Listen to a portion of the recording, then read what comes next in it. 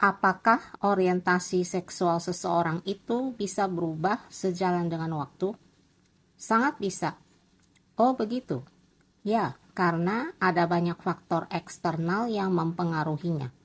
Kalau kalian ingin tahu lebih jauh, jangan kemana-mana, karena aku akan mengajak kalian untuk membuktikannya di dalam film GL yang satu ini, yang akan aku review di dalam video ini. Halo guys, jumpa lagi di channel Smart Movie Goers, Smart Movie for Smart People.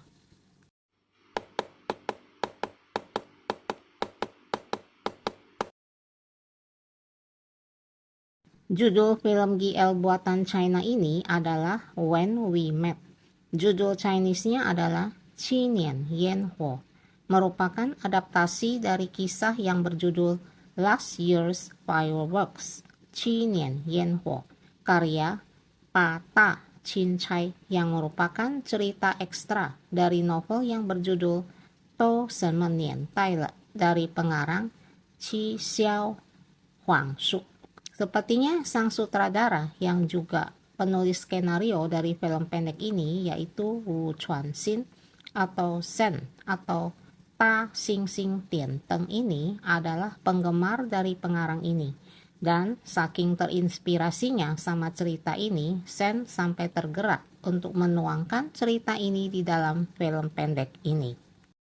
Film ini cukup pendek, hanya sekitar 34 menit saja. Tayang tanggal 19 Januari 2025 di Douyin. Karena filmnya pendek, aku juga tidak akan membahas alur ceritanya secara panjang lebar di sini. Karena aku lebih tertarik untuk membahas tentang konsep ceritanya. Intinya, film GL ini menyoroti wanita-wanita yang baru menyadari orientasi seksualnya yang sesungguhnya setelah mengalami serentetan masalah di dalam keluarga mereka. Pemain utama di dalam film pendek ini hanya 2 orang. Film ini hanya bergulat sekitar problematika dari kedua orang wanita ini. Perbedaan usia dari kedua orang wanita ini cukup mencolok. Ada sekitar 10 tahunan. Yang satu adalah seorang gadis muda berusia 22 tahun, dan yang satunya lagi adalah seorang wanita dewasa berusia 32 tahun. Kisahnya bersetting di sebuah kota kecil pada tahun 2012 di China.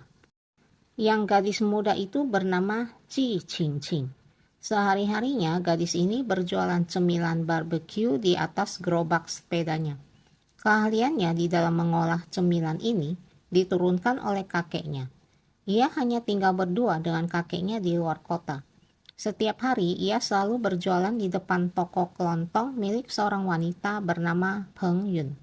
Setiap kali ada petugas polisi berpatroli di tempat itu, Qingqing harus selalu lari bersembunyi agar dagangannya tidak dirazia. Qingqing tumbuh dewasa di dalam keluarga yang tidak harmonis. Sewaktu Qingqing berusia 10 tahun, ia sudah tidak dekat dengan ibunya. Ibunya juga sudah tidak mau mengurusinya lagi. Ketika Qingqing sedang kuliah, ibunya tertangkap basah berselingkuh dengan seorang pria, lalu meninggalkan rumah mengikuti pria itu. Gadis ini lalu tinggal bersama kakeknya. Setelah kakeknya nggak bisa bekerja lagi, Qingqing lalu menggantikan kakeknya berjualan di atas sepeda setiap hari. Ternyata pria selingkuhan ibunya Qingqing ini sudah memiliki seorang istri. Setelah kepergok berselingkuh, pria ini lalu menceraikan istrinya yang bernama Peng Yun. Peng Yun inilah si wanita pemilik toko kelontong yang mana setiap hari Qingqing berjualan di depan tokonya.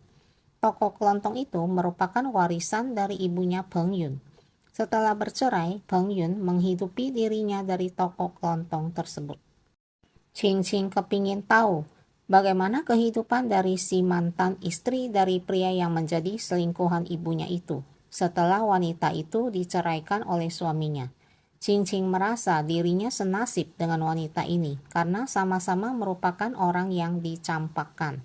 Qingqing ingin tahu bagaimana wanita itu melanjutkan hidupnya setelah bercerai. Oleh sebab itu, Qingqing sengaja mangkal berjualan di depan toko kelontong wanita itu setiap hari. Tapi Peng Yun tidak tahu asal-usul dari Qingqing, karena gadis ini merahasiakan identitasnya. Karena setiap hari bertemu dan sering berinteraksi, hubungan kedua orang wanita ini pun menjadi dekat. Suatu hari, Cincin terjatuh dari sepeda saat sedang melarikan diri dari razia polisi. Kaki gadis ini cedera dan Peng Yun yang kasihan padanya lalu menolongnya dan menawarkan Cincin bermalam di rumahnya. Setelah peristiwa ini, Cincin menjadi malas pulang lagi ke rumah kakeknya karena jauh. Dan akhirnya ia malah sering menginap di rumah Peng Yun. Setelah ibunya meninggalkan rumah, Cincin mulai merasakan keanehan di dalam dirinya, yaitu kecenderungannya untuk menyukai wanita. Karena takut hal ini merupakan sebuah penyakit, Cincin mulai sering menelusuri di internet tentang apa tanda-tanda dari seorang wanita lesbian.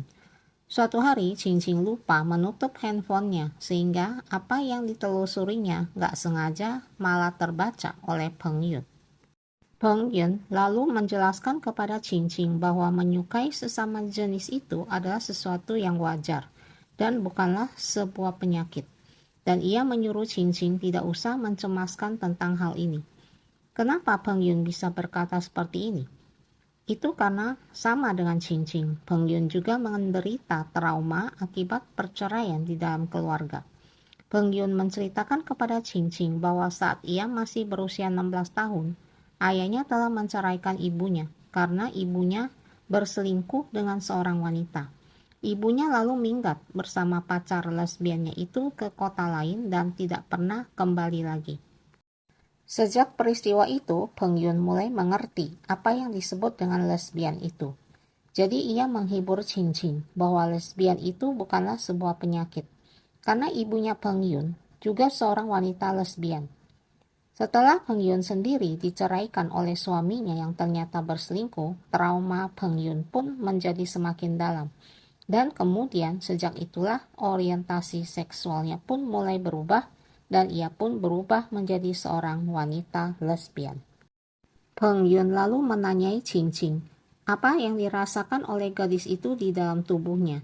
Cincin lalu menjelaskan tentang kerinduannya untuk bermesraan dengan wanita. Cincin lalu mendesak Peng Yun apa sebenarnya lesbian itu dan meminta Peng Yun untuk mengajarinya. Cincin lalu mencium Peng Yun dan tanpa sadar Peng Yun pun membalasnya.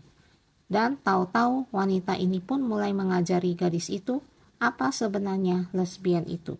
Akhirnya pada malam itu juga mereka berhubungan intim. Faktor eksternal apa saja yang bisa membuat orientasi seksual seseorang menjadi berubah? Dari berbagai peristiwa yang terjadi di dalam kehidupan, kita bisa menyimpulkan ada sejumlah sebab. Dari mulai trauma, misalnya trauma di dalam percintaan, trauma pengalaman di masa lalu, trauma di dalam keluarga, menderita luka batin yang tidak terobati, mengalami perceraian, disakiti oleh lawan jenis, gangguan mental, kesalahan dalam pergaulan, faktor lingkungan, pengalaman menjadi korban ruda paksa, dan sebagainya. Di samping faktor genetik sebagai faktor internal. Hal ini sejalan dengan apa yang disimpulkan dari sejumlah hasil penelitian terbaru yang dilakukan oleh para ahli, baik itu dokter, ilmuwan, psikolog, seksolog, dan peneliti masalah seksual. Bahkan seorang ilmuwan yang bernama Alfred Kinsey, yang merupakan seorang ahli biologi berkebangsaan Amerika, pernah merumuskan hasil penelitiannya tentang seksualitas manusia di dalam sebuah diagram yang dikenal dengan sebutan skala Kinsey, yang digunakan untuk mengukur tingkat orientasi seksual manusia.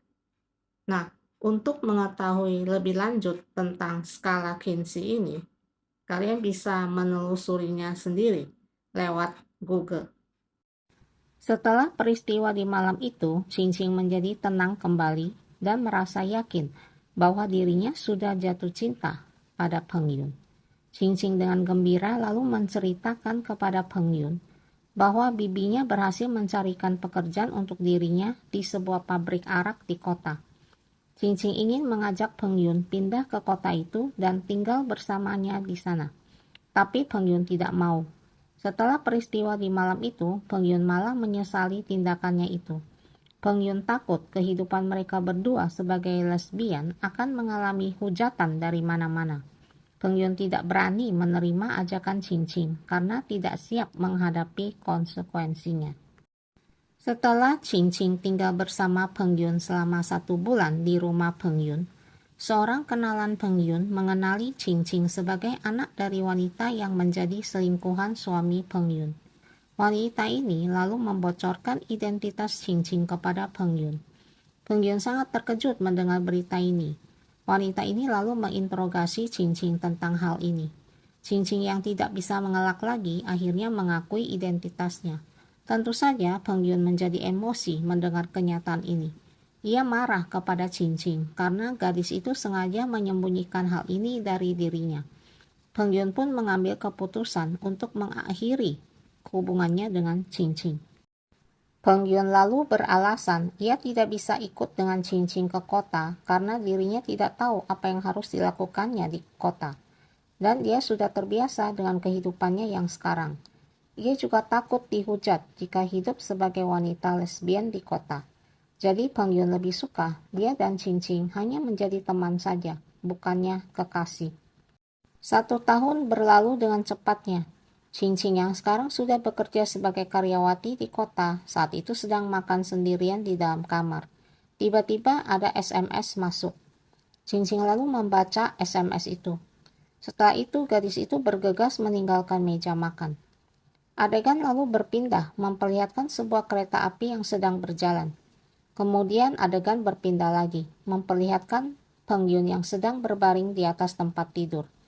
Peng Yun membuka matanya sambil memandang tirai jendelanya yang bergoyang-goyang tertiup angin. Apa makna dari ketiga buah adegan ini? Terserah kalian menginterpretasikannya sendiri. Ji Qingqing diperankan oleh He Lei, seorang aktris muda yang berbakat. Sedangkan Peng Yun diperankan oleh Ni Jia. Lucunya, di dalam film ini diceritakan bahwa karakter mereka ada gap umur sekitar 10 tahun.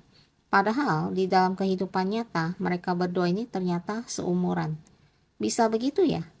Iya, karena wajah Nijia memang terlihat lebih mature dari usianya yang sesungguhnya.